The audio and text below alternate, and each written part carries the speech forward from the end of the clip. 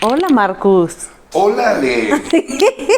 Oye, gracias por invitarme a tus oficinas. Muchísimas gracias a ti por aceptar la invitación y por preocuparte por conocerme. Sí, me interesa mucho. Tengo muchas preguntas para ti, para conocerte mejor y no nada más. Es que en Shark Tank, pues, no nos dio tanto tiempo porque estábamos muy ocupados. Entonces, ahorita te vamos a conocer muy bien. Perfecto, listo. ¿Estás listo? Shoot. Vamos a platicar o platícanos un poco de tu familia. ¿Sí? De mi familia hacia arriba, ahí la, va. la actual. ¿Quién fue tu influencia en el momento, o sea, para emprender? Sin lugar a dudas, mi abuelo. ¿Marcus Dantu? No, fíjate que él nunca lo conocí. Él murió cuando mi papá tenía como 16 años. Pero mi abuelo materno, eh, él llegó de Rusia, yo creo que a principios de los 1910, por ahí. O sea, ¿tu abuelo materno también era ruso? Mi abuelo paterno era polaco. Mi abuelo materno era bielorruso. USSR. Sí, todo era USSR. Sí. Polonia también. Y ya llegó a México de chavo como ingeniero mecánico electricista. Y de hecho es de las gentes que pusieron la electricidad en el periférico. Pero pues trabajó y trabajó y trabajó y al final de su vida él tenía 4 o 5 fábricas y le iba bien y era como la parte de la familia con dinero, ¿no? Qué bien, qué padre. Siempre trabajó. ¿Hasta qué edad trabajó? Y siempre me estuvo entrenando y siempre me daba, cada semana que lo veía, porque comíamos siempre los sábados en casa de ellos, siempre me daba tips de, y lo importante es el precio de reposición y no te adeudes, y el dinero rápido se va rápido y cada semana me daba un tip, ¿no? ¿A ti nada más, en tu familia o a todos? No, a mí es que yo era el mayor. Ah. Entonces estaba muy emocionado. Entonces yo te garantizo que de ahí saqué la parte de emprendedor. Oye, ¿y en tu familia motivarías a alguien a ser emprendedor o inversionista? Bueno, lo estoy haciendo con mis hijos. A ver, cuéntame. ¿Qué estás haciendo? ¿Cómo los estás motivando? Bueno, o sea, les enseño parte de lo que estoy haciendo, les enseño, desde más chicos les enseño un poquito a hacer ellos su propia lana, a entender también cómo funciona el dinero, a saber ahorrar, que creo que son la parte básica, ¿no? El entender lo que son las finanzas personales. Creo que yo necesito uno de esos cursos, porque eso de ahorrar. Fíjate, mi hijo una vez me preguntó algo divertidísimo. Era chiquito y me dijo, oye, pa, cuando eres adulto, ¿con cuánto dinero empiezas? Que me encantó la pregunta, o sea, el concepto que traía de... Bueno, ¿cuánto dinero me das cuando arranque, no? Para arrancar. Exacto. Qué chistoso. Bueno, pues qué padre. Y ya con tus hijos en estas edades, justo en las edades de estar emprendiendo, seguir. Bueno, están acabando la universidad ambos. Pero sí, definitivamente parte de lo que me encantaría es que pongan un negocio de algún tipo, ¿no? Qué padre, que sigan tus pasos, ¿verdad? Oye, ¿y a ti te gustaría, en algún momento has pensado en iniciar un emprendimiento familiar, así de involucrar a tus hijos o a tu esposa o así, en algo que hagan juntos? Constantemente. Pero mis hijos apenas están saliendo del no querer hacer nada con su papá. Entonces espero que pronto pase. Tipo, ¿qué harían? ¿Qué se te ocurre? No tengo idea, Ale. No sé. Hay tantas empresas en las que he invertido donde podrían aportar también ellos. Ya veremos. Ya veremos. ¿Qué estudian? ¿O qué están? Jackie estudia psicología y Alan estudia creación de nuevas empresas, pero quiere dedicarse más a lo que es sports management, administración deportiva. Qué padre. Un primo de Mercedes estudió todo eso. ¿Psicología y administración deportiva? No, Sports Management. Y se fue a hacer una maestría a NYU de eso. Y ahora trabaja en los Tigres. Pues ese se hace cuenta el trabajo ideal de mi hijo. Manejar un equipo. Si quieres, luego. No sé si los Tigres, ¿no? Son muy buenos. Sí, pero él es americanista. Él estaba en el América antes. Bueno. Por eso. Now we're talking. Luego te paso su contacto. Ándale. Oye, y hablando ya un poco más de tu vida profesional.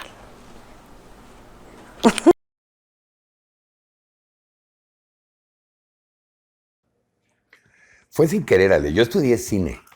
Ah, sí. Yo cuando me gradué de la universidad estudié cine y ¿En dónde? ¿En qué universidad estudiaste eso? acabé en la Universidad de Pensilvania. De hecho, me dio clases Steven Spielberg y Spike Lee. Claro, nada como Harvard, ¿no? No, bueno. Pero bueno, cercano. Pero UPenn. UPenn. Muy bien. Y cuando regresé a México yo quería hacer cine, pero la realidad es que el cine estaba en el peor momento de México. Era la risa en vacaciones 14, y ¿cómo se llama? Lola la trailera 8 y las ficheras, y el cine era pésimo. No, o sea, la época de oro del cine ya se había quedado atrás y no, estaban haciendo cosas muy ya populares, no cosas buenas. Pasaron muchos años para que saliera la de Como agua para chocolate, que fue la que regresó al cine. Ay, que estuvo muy bueno. Pero entonces traté de hacer cine, hice comerciales, estuve en agencias de publicidad, hice algunos documentales, nunca pude hacer cine, porque aparte tampoco había lana. Y un cuate mío me enseñó internet y me volví loco. Dije, este medio está increíble. Estoy hablando del 93. Cuando apenas estaba empezando. De hecho, eran módems lentísimos, que las páginas bajaban así en líneas. Y creo que ya habías nacido, ¿no? Antes de que vayas a decir. Y cuando me enseñé internet, la verdad es que se me hizo, dije, esto está todavía mejor que el cine. O sea, puede ser algo inmediatamente, lo puede ver todo el mundo. Y pues estaba empezando, se me hizo como la nueva imprenta de Gutenberg. Es que fue toda una revolución. Sí, y yo hice mi página de internet. Porque me enseñaron a hacer una paginita de internet y estaba en un lugar así medio escondido, pero lo visitaba gente.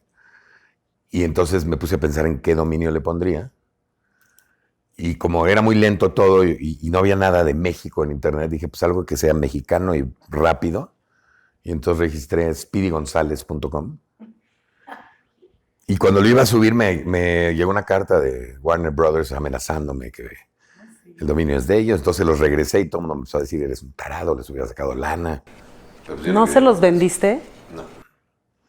Y entonces saqué andale.com. Ándale. Y entonces subí la página Ándale y me hablaron unos cuates de Silicon Valley. Yo ni sabía lo que era Silicon Valley. Y me dijeron que me daban $10,000 por el dominio. Yo pensé que era una broma. Entonces le dije, no, pues quiero 20,000. Y me depositaron $20,000. Y dije, este es el mejor negocio del mundo. Entonces me puse a registrar dominios a lo loco. Todos genéricos. Ajá. Long story short, acabé con 800 dominios y acabé con mexico.com. Y ese fue mi primer emprendimiento. Mi página personal se volvió mexico.com. Mi email era presidente@mexico.com. No, qué risa. Y CEO@mexico.com. Y fue una empresa que, sin entender mucho de lo que es capital de riesgo y esto, en el 2000 nos fondearon con muchísima lana y compraron el 30%. Días antes de que venga la debacle de la burbuja. Pero pues me gustó ser emprendedor. Pero así empecé. Oye, y cuando empezaste, ¿te imaginabas que ibas a terminar en lo que estás ahorita? Fíjate que una vez que descubrí que podía yo hacer lo que yo quisiera, en mis tiempos, ser dueño de mis éxitos, de mis fracasos, de todo, ya no lo podía soltar. Como que me di cuenta que toda mi vida, porque yo era un chavo súper inquieto en la escuela y me corrían de escuelas y siempre malísimo siempre tuve problemas con la autoridad, en casa y en la escuela, en todos lados. Y cuando me vuelvo emprendedor entendí que ese era mi camino, o sea, yo tenía que hacer lo mío, ¿no? Entonces ya me gustó, ya no me volví a meter a chambear con nadie. Pero dijiste ya, me imagino siendo Marcus, Shark Tank México, No, para Zoom, nada, no. O sea, No. ¿así? No, la verdad es que... Mentor de grandes emprendedores en México. Cero. No, yo quería hacer mi empresa y ganar mucha lana y ya. No quería... Todo esto fue cosas que se fueron dando. Pero qué padre, mira hasta dónde has llegado, ¿no? Bueno, falta todavía el unicornio, ¿no? Falta el unicornio. Oye, ¿y tuviste alguna experiencia que te hace ser más selectivo cuando escoges a tus socios? ¿Cómo has ido evolucionando como emprendedor, como inversionista, al escoger a tus socios en los diferentes emprendimientos que has hecho? Bueno, creo que son dos diferentes, ¿no? Uno es cuando tú emprendes y seleccionas un socio, que es, yo creo que todavía más cuidado, ¿no? No es fácil, es algo bien difícil. Lo que tienes que encontrar es alguien que sea, en mi opinión, diferente a ti, que complemente lo que haces, porque muchos de ellos se van con gente que es igual a ti, y ahí es donde los problemas yo creo que se generan. Tiene que ser completamente diferente, y yo creo que tienen que poner las reglas muy claras desde el principio, las reglas de cómo van a trabajar juntos, de qué se va a encargar cada uno, y de también las reglas de un posible divorcio si es que existe, ¿no? Que pasa mucho. Con emprendedores, la verdad es que es muy diferente. Con emprendedores primero me he dado cuenta que lo más importante es el emprendedor, sin lugar a dudas. Más que la idea, el proyecto. Todo, o sea, un buen emprendedor con un mal proyecto siempre va a ser más exitoso que un mal emprendedor, aunque sea un gran proyecto. Y para esto, pues me he aprendido a fijar en algunas cosas, ¿no? La principal, en mi opinión, es que estén apasionados, que les guste lo que hacen, porque si no, no van a sobrepasar los obstáculos que vienen, y obstáculos va a haber. Pero también que sepan armar equipo, que sean buenos líderes, que escuchen. Yo creo que lo que nosotros invertimos como inversionistas es mucho más valioso el conocimiento y la experiencia que inclusive el dinero, ¿no? El dinero es importante, pero lo demás vale mucho más. Y hay muchos chavos que ni siquiera te pelan en ese sentido, y creo que cometen un error gravísimo. Desperdician una parte muy valiosa. Sí, aparte tú que llevas una trayectoria tan larga y tantos emprendimientos y asesoramiento a muchos otros, seguro tienes mucho que aportarles. Por eso, pero también, pero esa es parte de la selección que tienes que hacer, ¿no? Gente que es terca, que es cerrada. Sí, sí. Oye, y tú, regresando a tú como emprendedor, ¿a qué retos te has enfrentado durante toda tu carrera? Así algunos que te vengan a la mente. Pues es por década, ¿no? Van cambiando. No, a muchos, Ale, me he enfrentado desde... O sea, yo empecé a emprender cuando el emprendimiento todavía no estaba de moda. Mis papás me decían, ¿por qué no te encuentras un trabajo de verdad, no? O sea, la gente no entendía el concepto del emprendimiento.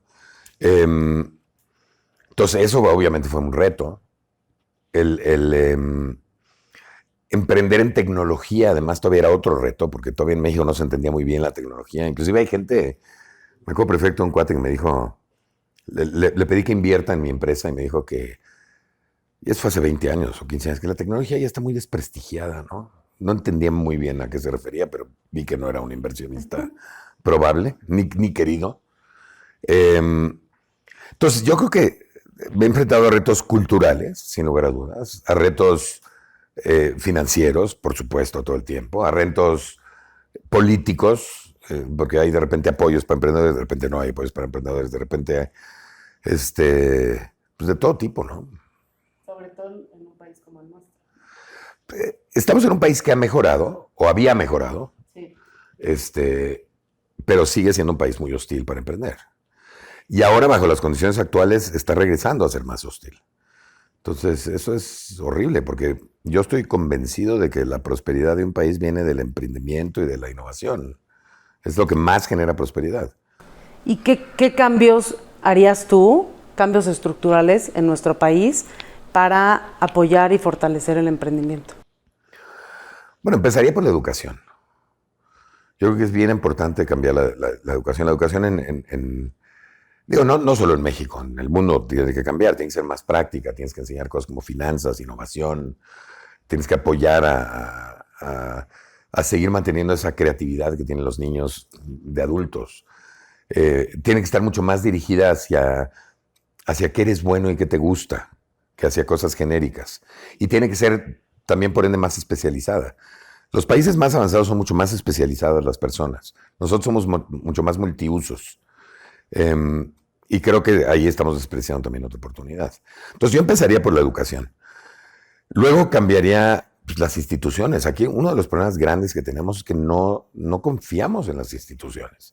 Cuando tú no confías en las instituciones, pues no confías en nada de lo que se hace en México, porque imagínate que hacen un primer avión mexicano, porque tenemos todo, ¿no?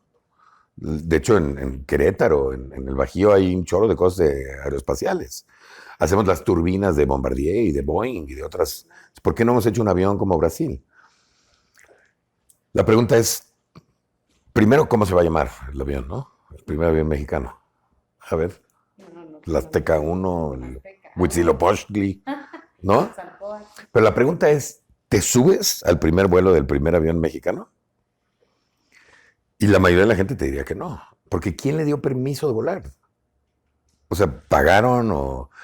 Ese es el problema de la corrupción y de la impunidad y de la mala aplicación de leyes, que dejas de creer en las instituciones. México en ese sentido es un país muy surrealista, ¿no? Es un país donde los bomberos prenden fuego y los policías te atacan. Y, o sea, hay cosas muy extrañas. Es difícil saber en qué confiar. Entonces, esa es otra cosa que va a tomar tiempo, pero tenemos que cambiarla. Porque si no, no vamos a salir adelante. Y luego, la tercera es que tenemos que colaborar como mexicanos. Somos muy individualistas. Fíjate, no toleramos el fracaso, pero castigamos el éxito. Entonces, tendemos a la mediocridad. Y no colaboramos. Deberíamos de aprender a colaborar. Un gran ejemplo de ello. Aquí estamos colaborando nosotros. Pero, bueno, sí, tienes toda la razón. La verdad es que México todavía tiene muchos retos hacia adelante y con esta pandemia aún más, ¿no? Oye, y cuéntame, Marcus, regresando a los proyectos en los que inviertes tú, ¿qué es lo que te llama la atención y en qué proyectos nunca invertirías? Mira, déjame empezar por la segunda. Yo creo que no invertiría en cosas como bienes raíces, porque se me hacen un poco más egoístas como inversiones. Y es un mundo que no le entiendo. No invertiría en ningún tipo de empresa que haga daño al ecológico, o que emplee niños, o que tenga algún tipo de daño social, que realmente no considere. O sea, creo que las empresas ahora todas tienen que cuidar la ecología y tienen que hacer un impacto social positivo, ¿no? Ahora, ¿en qué me fijo? Pues me fijo en varias cosas. Primero me fijo en la idea, aunque no lo creas. Yo sé que el emprendedor es lo más importante, pero primero me fijo en la idea y me fijo en que resuelva un problema y que lo resuelva con diferenciación. Y si tiene esas dos cosas, me voy inmediatamente al equipo. Y busco un equipo, como te platico, multidisciplinario, que tengan bien definido quién es el líder del equipo, que se complementen bien, que sean abiertos, que escuchen, que sean éticos, que compartamos valores, etcétera, etcétera. Y yo creo que con esas tres cosas ya estoy listo. Son cosas muy, muy importantes, sobre todo pensando en estos emprendimientos que estamos viendo hoy en día, ¿no? También los clientes piden productos y empresas que cuiden al medio ambiente. Socialmente responsables. Socialmente responsables. Entonces, es para el interés financiero también, no es nada más de que sea bonito, cuidar el medio ambiente. En un país como México, donde tienes el dicho el que no tranza no avanza, lo que tenemos que entender es que, está bien, quizá funcionó eso en México, pero ahorita la competencia es mundial, no es nada más en México. Y si llega gente que hace las cosas muy bien, pues nos va a destrozar no haciendo bien las cosas. Y es otra cosa que hay que ver. Sí, Latinoamérica está creando emprendimientos muy padres y muchos están ahora, después de estar en su país, queriendo entrar a México, ¿no? Bueno, México tenemos muchas cosas muy positivas, Ale. O sea, somos la economía de habla hispana más grande del mundo. Tenemos una población, la más joven de Latinoamérica, pero digo, en Latinoamérica en general somos una población joven. México tenemos un bono demográfico muy interesante.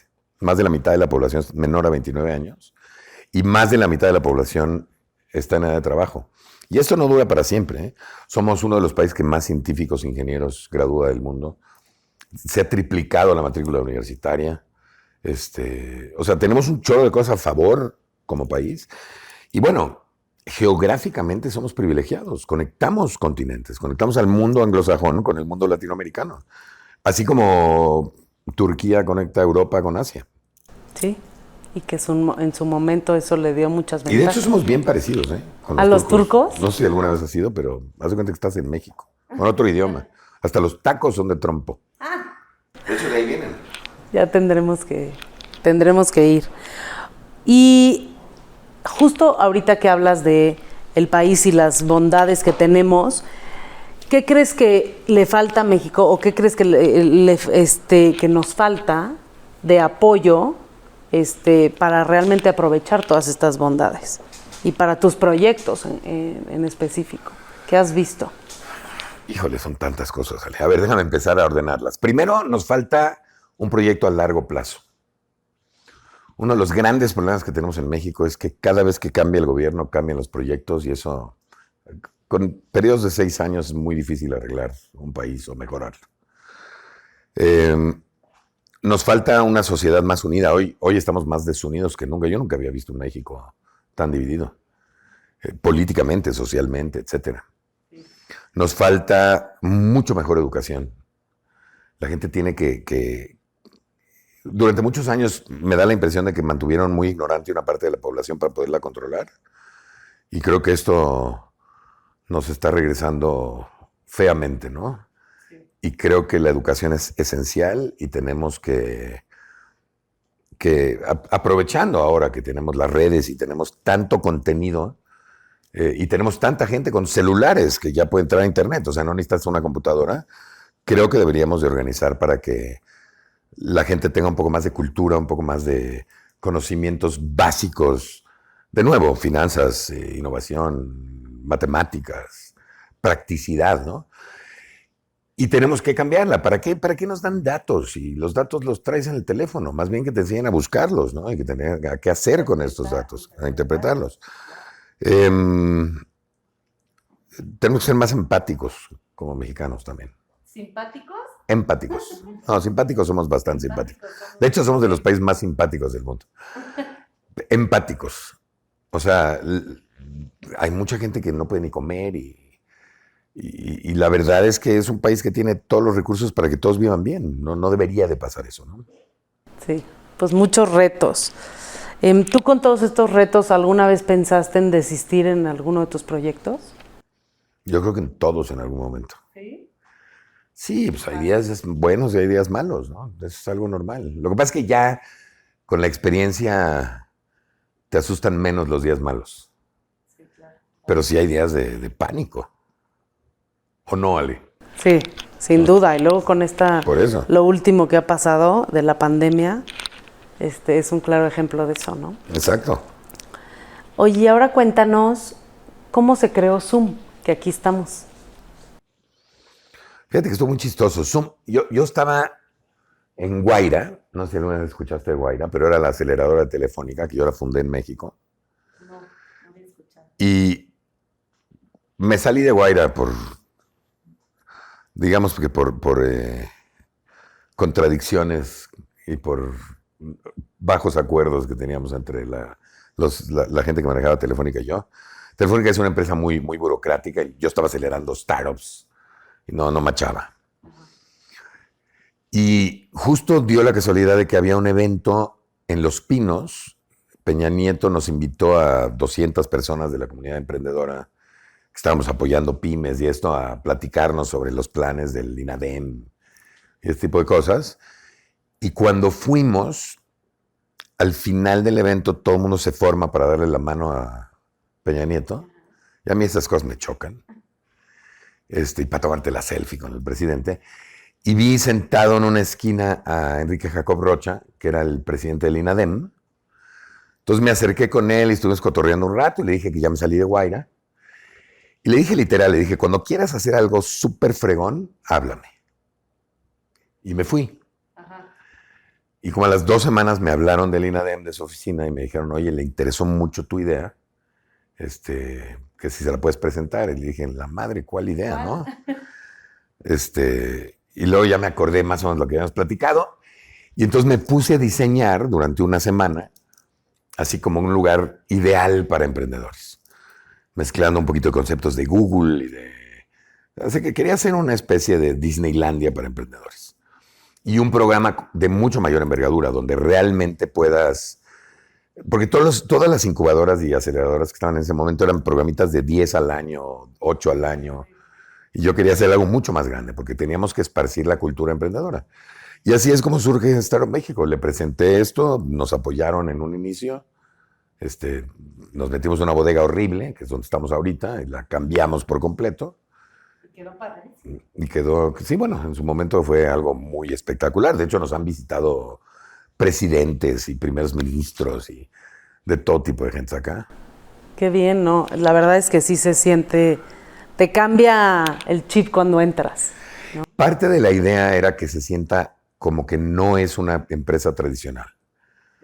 Después tenemos jueguitos y tenemos playa y tenemos ese tipo de cosas. Oye, y hablando del Zoom de Startup México, platícanos cómo, a ver si me puedes describir en 3 palabras cómo apoya Startup México a los emprendedores. Los apoyamos a crear empresas cuando tienen ideas. Los apoyamos a crecer sus empresas cuando ya existen. Apoyamos a los corporativos a meter innovación. Apoyamos a empresas que no están en México a venir a México y a establecerse acá. Se llama Soft Landing. Tenemos programas académicos. Tenemos hasta viajes de innovación. Estamos ahora haciendo nosotros nuestras propias iniciativas y metemos empresas, se llama Venture Building, donde nosotros hacemos la empresa y en vez de que como fondo le invirtamos, invitamos a un emprendedor a que la maneje. Y también tenemos un fondo que invierte en empresas. Qué bien. Que es tu fondo invierte en muchas de las empresas de Shark Tank. En ni una. ¿No? Entonces eres tú nada más. Desgraciadamente Shark Tank soy yo. Muy bien. Invertimos en una de Shark Tank al principio.